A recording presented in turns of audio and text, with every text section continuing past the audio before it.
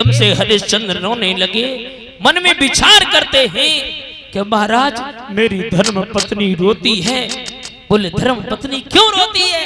कि महाराज मेरे कोई संतान नहीं है। एकदम से जवाब दिया हरिश्चंद्र,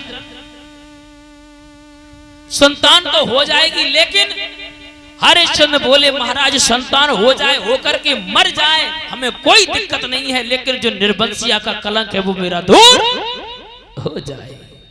एकदम से महाराज जैसे इतने शब्द सुने, शब्द सुनने के बाद में मेरे कथा के प्रेमी सज्जनों, उसी समय का त्रिवाचा भर जाओ, त्रिवाचा तुम भर जाओ, कि त्रिवाचा में कह दो कि हम बलि देंगे संतान होने के बाद में। त्रिवाचा भर गई। बोले मैं त्रिवाचा भरता हूं, जैसी संतान जन्म लेगी मैं बलि दूंगा दूंगा और दूंगा। जैसे इतने शब्द सुने हैं मेरे श्रोताओं, उसी समय हरिश्चंद्र के हाथ में एक फल दे दिया, जाओ अपनी रानी को खिला देना, बहुत सुंदर बालक जन्म लेगा।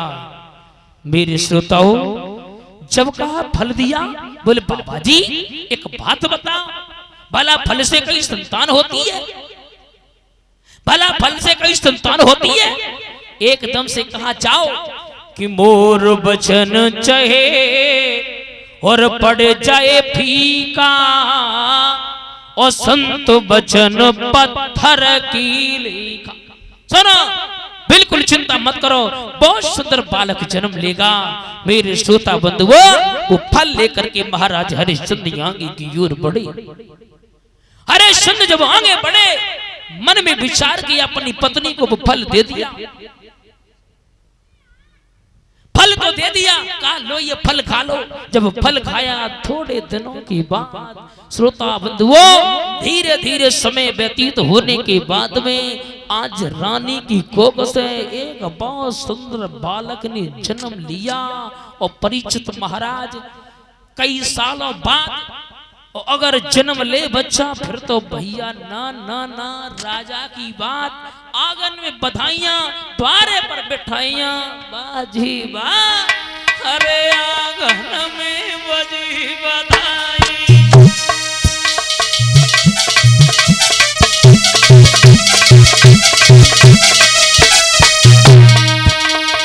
महाराज आंगन में बधाइयां बज रही हैं, द्वारे पर मिठाइयां बट रही हैं, इतनी खुशी बाजी बा।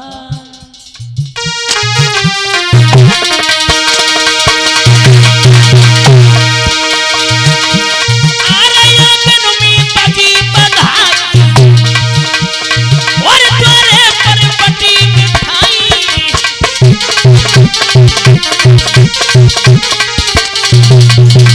अरे भैया तोला बरड़ा देव गए आई, और हरे से चंद्र की कही चलाई।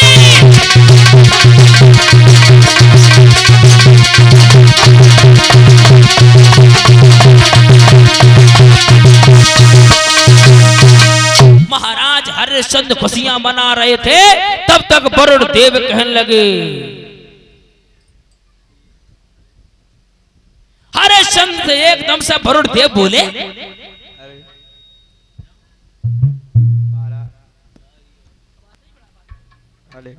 अरे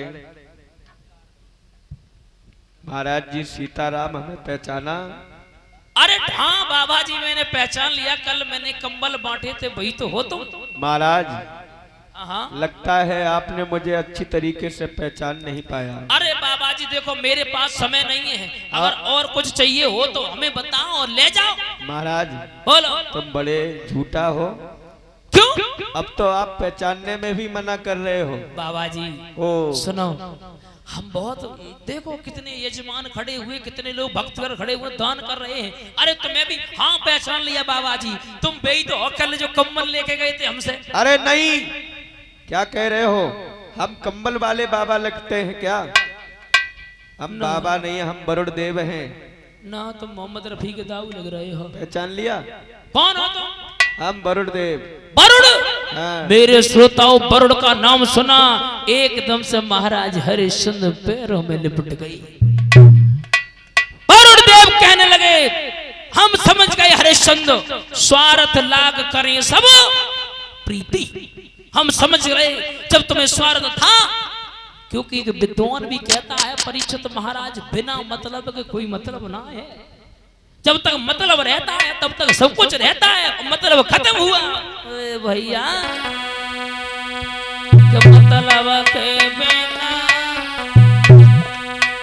के मतलब के बिना कोई न किसी को है प्यारा, मतलब के बिना।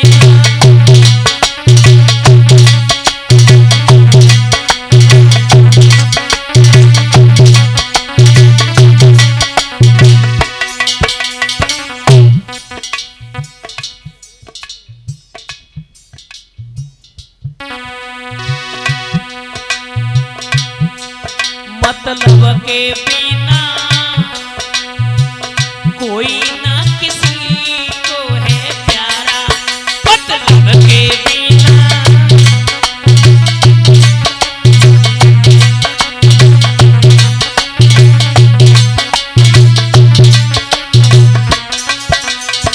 महाराज अपना जो भारत देश 7 चीजों पर टिका, 7 अपना मतलब। विद्वान कहता है अरे बिन मतलब के जा दुनिया में, बिन मतलब के जा दुनिया में बिन कोई नहीं निहार, मतलब के बिना कोई ना किसी को है प्यारा।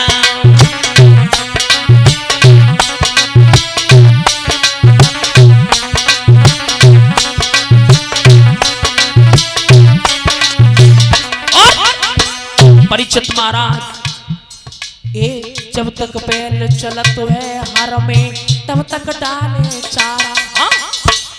तुमने देखा होगा जब तक बैल हल में चलत हुए तब तक चारा डाल तो है, और बाकी बात ना ना ना, जब तक बैल चलत है हल में तब तक डाल चारा। अरे बूढ़ो बहुत बतायो कसायन, बूढ़ो बहुत बतायो कसायन, गर्दन चल रो यारा, मतलब के बिना कोई ना किसी को है प्यारा।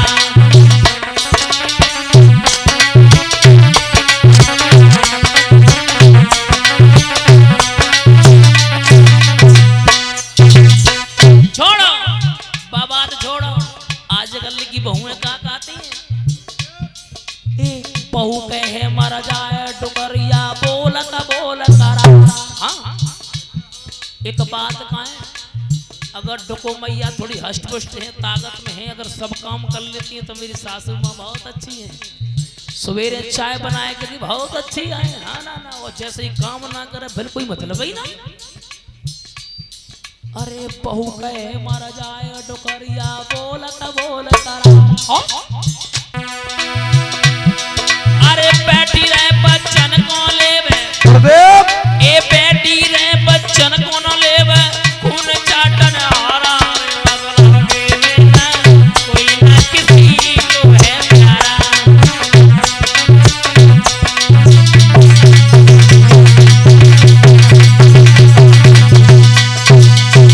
मेरा कहने का मतलब है कि स्वार्थ लाग करी सब प्रीति।